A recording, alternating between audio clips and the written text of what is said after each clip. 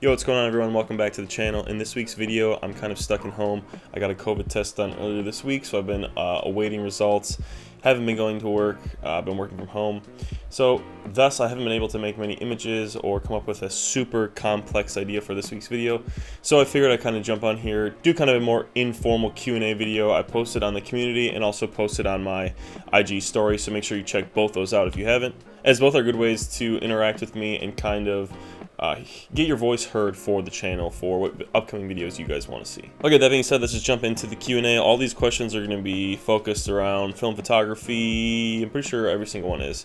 I got a handful of questions that were really good, handful that weren't, so obviously I took the best. This is about 10 to 15, and we're going to rock through them. Okay, first question from two different people, from V. Casales, and I definitely butchered that, and my friend Hunter. They both asked, what is my favorite film, or what is my favorite color film? Okay, so being that I don't shoot pretty much anything in black and white, I know this kind of goes against a lot of the mantra behind film photography, but if there's a photo that I really think would look great in black and white, I'd rather shoot it in color and then in post make it black and white as I seem fit, you know, obviously adjusting contrast or whatnot. But in terms of color film, my favorite by and large, which if you've been watching the channel for a decent amount of time, you'll definitely know this, is the entire spectra of Portra. My favorites being 400 and 800.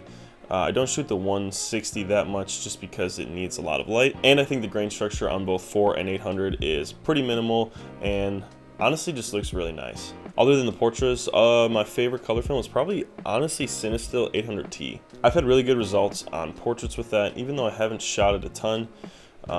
Honestly, all of the photos I've shot with it have turned out excellent, despite it being kind of marketed and sold as a nighttime photography. I think it's just a great overall film stock that renders colors just really nice. Okay, next up is from Michel Berardi.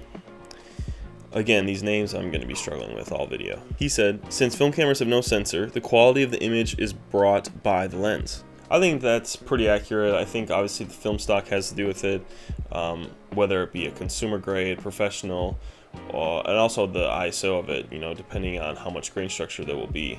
But I think by and large, yes, the lenses is going to be significantly more important than any of the camera bodies you use. Obviously the bodies themselves are going to make it so you can only use certain lenses, but I guess to answer your question, yes. Whereas digital, the camera bodies have more megapixels and all of that jazz.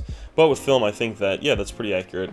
The nicer, the sharper the lens is going to render the photos better than pretty much anything else on the camera. Okay, another really good question from my friend and coworker, Kodak. He asked, would you rather have perfect lighting, a perfect location, or a perfect subject?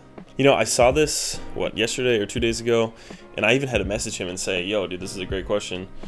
And I really think that I would choose the lighting or location over subject pretty much any day of the week. I think with either really good lighting or really good location, you can make a not so interesting subject look really interesting. And I guess choosing between the two, I think I would have to go with lighting. I think there's tons of photos that are taken of kind of everyday sequences or everyday locations, and because of the lighting, whether it be a golden lighting or a nice amber glow or whatever, it just kind of transforms the location into something that is more appealing on a photo. Okay, next up, a question from a longtime subscriber, Brian Thama. I hope I'm saying that name correct. He asks, opinion on Kodak's rise in price again in January of 2021. Honestly, before you asked the question, I didn't even know that they were raising their prices again. When they had supposedly raised them this past January, or maybe it was February, I didn't really notice that much of an increase, whether it was buying bulk through Amazon or B&H or whatever, or through my local shop. I think, honestly, the increase was maybe $1 at the most. So I guess that being said, I can't really complain about them raising the prices, because ultimately it just means that there's going to be more people shooting the film, they're going to be making more, and film photography as a whole, as a subculture, I guess, is kind of rising from out of the ashes back into, I guess what you call kind of a film photography golden age. Ultimately what I'm trying to say, I guess, is I'm hoping the raise in prices can kind of justify some of these older and larger film brands to kind of splurge and get back into the film scene after obviously digital has taken over the digital landscape in the last 2 decades. Okay, next up from It's Only Rory, he asks, how did you get around to working with Kenny Hoopla? So I actually became friends with Kenny in high school. He went to the public school in the same town as me, and we became friends, ironically enough, through photography initially. He had been mutual friends with one of my other friends, had been b-boying, dancing, breakdancing basically, for a couple years, kind of practicing that, kind of making that his identity. And then midway through high school, he had switched to photography, and I just saw the type of photos he was doing, and that actually encouraged me to get into photography. Thus, like many great artists do, he kind of moved on photography, got more into music while I kept doing photography, and we stayed in touch and have been friends over the last couple of years. We have a lot in common just in terms of music tastes, skating, photography, all that jazz. So when it comes to him getting some portraits done, it just only makes sense to do it with someone he's comfortable with and that obviously shares the same liked aesthetic and style. With that being said, we're actually looking to do some huge projects for myself and him in 2021. So make sure you stay on the lookout for those things as they'll be coming hopefully at the beginning half of 2021. Okay, next up, Casually asks, how do you fund your photography? I know film and its cameras are getting increasingly expensive, but you seem to have the best of the best. Also, outside of photography, what passes your time? That's a good question. I think that's something that a lot of people are wondering about. A lot of the film photography channels on YouTube, you see all these guys spending all this money on getting the film, getting it developed by these labs, and kind of wondering, are these guys able to do this solely from shooting film? The answer is definitely not in my case, especially with the channel being such a small-time channel. I actually don't make pretty much any money from even the ads. They all get redistributed into basically a film fund that is used to make the videos. Outside of this, my main job is actually being a creative manager for a YouTube channel. The whole channel is basically revolving around wheels, tires, and suspension for lifted trucks, which is not really my cup of tea, but I've learned so much about marketing, content creation, YouTube. It also allows me a lot of creative freedom and leverage to kind of make these videos outside of the 9 to 5, which is awesome. Next question, why is film photography worth it in 2020? This is a really good question, and I've been thinking I want to make a more dedicated video about this, but I guess I'll just share briefly on why I shoot it in this digital era. I guess film ultimately just makes me slow down. I've noticed that when I started shooting film in the first half of 2017, when I switched from digital, when I switched right away, I noticed such an increase in the quality of photos I was getting, just because I was basically limited to taking so many less shots. I had to be much more critical and precise with each shot I wanted to take, instead of just firing 30 shots of the exact same frame and choosing one in post. With film, you have to be way more decisive and kind of plan and time things out more appropriately, and I think that just makes you grow as a photographer way more than, say, bulk shooting and then in post just finding the ones that you happened to find the good frame on. Okay, another one from Brian. Shout out to you for asking 2 questions. He asked, are you working on some personal project like a zine or photo book? The answer is no. I've thought about this a lot. I just really can't come up with a great thematic idea to make a photo book or zine. I really don't want to just make it with like my photos. I want it to be themed or have a purpose that's larger than just my body of work. I've been considering shooting kind of a practice zine of an upcoming vacation my girlfriend and I are taking, kind of a love letter to the location and to my girlfriend. But I'm not sure if I'll go through with it. Otherwise, I've tried to keep my mind open on what I could do, especially on a local scale. But most of the ideas I've had end up needing traveling and some type of research and dedication to them that I can't really do right now. But in the future, yes, I would love to do one. Okay, James from Authentic Aesthetic asked, what are some of your non-photography inspirations? Okay, I guess the big 3 for me that I can think of off the top of my head would be music, movies, and fashion. Music, I've always been kind of a cinephile and like a wide array of music, but especially seeing Kenny kind of maneuver in that landscape, it's really been inspiring to my photography to see that, wow, you really can go do anything that you want, whether it's a crazy dream or a simple photo, as long as you just put your mind to it. Next, movies. I just really like movies. I think that kind of comes with the realm of photography. You end up liking visual spectacle, I guess you could call it. That being said, my favorite movies are a lot of A24 movies, a lot of drama, stuff that's more story driven or conversation or dialogue driven instead of like, cliche action movies.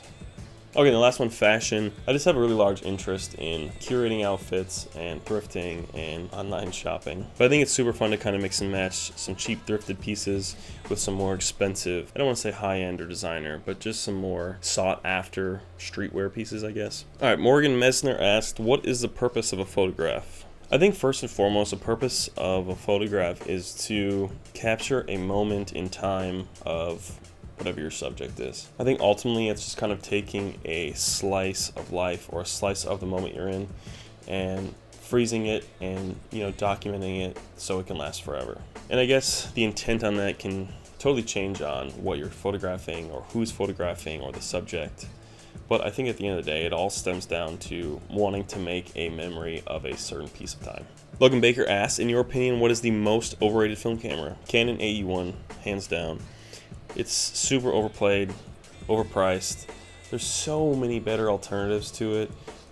Even within the Canon brand name, there's significantly better cameras for cheaper. But obviously with the internet and film getting popular again, people gravitate towards specific things that are getting popular. And that's the AE1. So the AE1, most overrated film camera of all time. Yeah, I definitely just thought my mic had stopped recording there. Okay, last one. Jose Morales. Dude, why do all of you guys have the most difficult names for me to pronounce on here? Do you think there's a lack of originality in the film photography community? If so, would you consider that a bad thing? This is a good question, because I definitely do think that film photography or even photography itself is oversaturated, and with Instagram especially becoming the most prominent social media used in 2020 or over the past 5 years or whatever, I think that people tend to see top tier or the top 10% of film photographers or photographers and try to emulate that. Now, is it a bad thing? I guess I'm kind of split on this. I think copying someone for likes or to get liked or whatever is obviously something that's not good, but I also think copying someone's style as a vehicle or avenue to find your own style, I don't think that that's necessarily the worst thing. In fact, I think that that's pretty necessary, and you have to kind of emulate the things you like in order to find your own niche. So let's use an example. People photographing old vintage cars on film. Is it overplayed? Obviously, yes, it's overplayed because everyone does it, and it's almost such a staple to the subculture that it's oversaturated for sure. But I think that obviously film renders itself to that type of photography and that whole nostalgic look to it way more than, say, digital photography. So are the tropes in film photography overplayed? Yes, but I can't really blame it because I think film photography itself lends itself in such a specific look or aesthetic of photos that people are obviously going to want to tend to shoot more nostalgic or film-looking photos on film. I think that's just how it is, and I don't think there's much you can do to change it. And I think that as you continue to see film get more popular and people shoot more film on Instagram and whatnot, that you'll continue to see that go up. But also, I think you'll continue to see people who are kind of outliers and shooting maybe more clinical, documentary, or commercial work on film, so they can kind of get that unique aesthetic, yet also doing something that's not leaning into those tropes, if that makes sense. That was such a long-winded answer. I hope it makes sense. Okay, I think that's it. There was a couple more, but literally this video is at 30 minutes, so I kind of think that me rambling about those questions is good enough. So we're going to cut it here. If you guys do have questions for a second episode I could do in the future down below, maybe once it gets a little colder and it's tougher to go outside, comment them. I'll either answer them here or make them in a second video. Otherwise, yeah, make sure you guys are staying safe with COVID. Like I said, I've been homesick, so I've been kind of going insane in my room. So until next time, see you guys next Sunday. Peace out.